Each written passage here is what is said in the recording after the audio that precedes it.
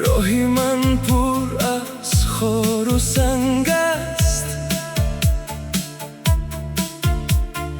آسمان امروز تیره و تنگ است.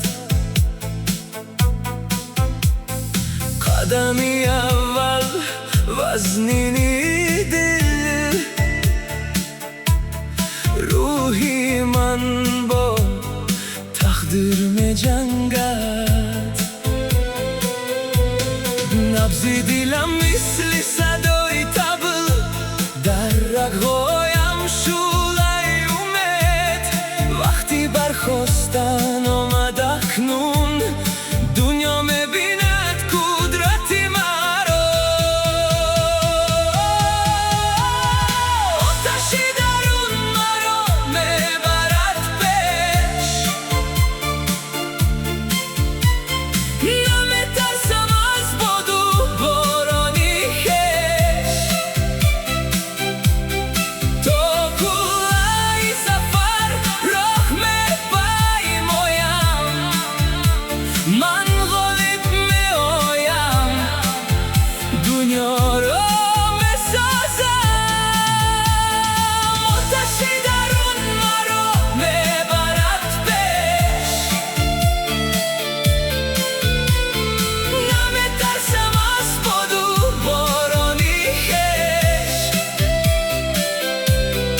تا کلاه سفر راه می‌پیمایم، من غالب می‌آیم، دنیا را می‌سازم.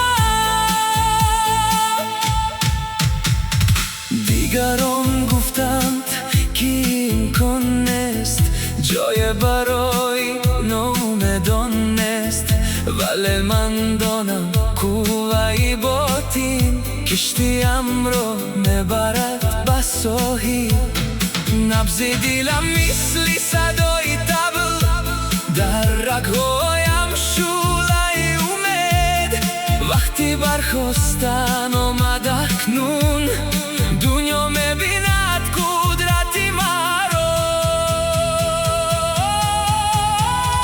آتشی درون مرا میبرد پیش،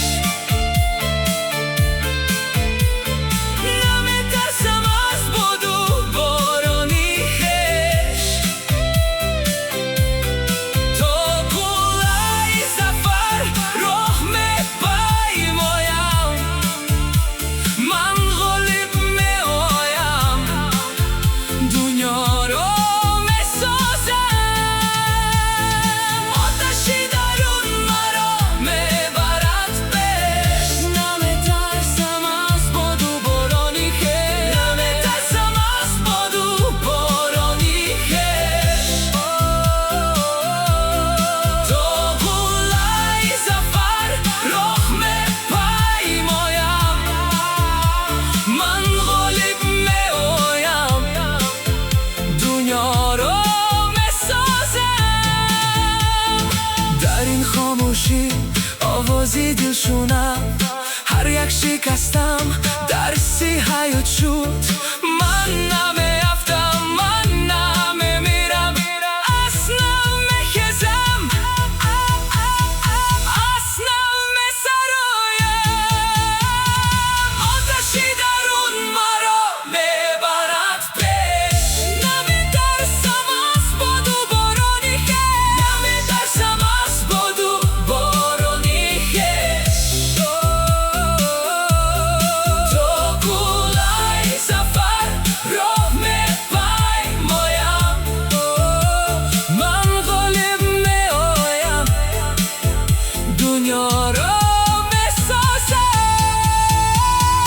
آتشی درون مرا میبرد پیش، نمی‌ترسم از باد و بارانی خویش. نمی‌ترسم از باد و بارانی خویش.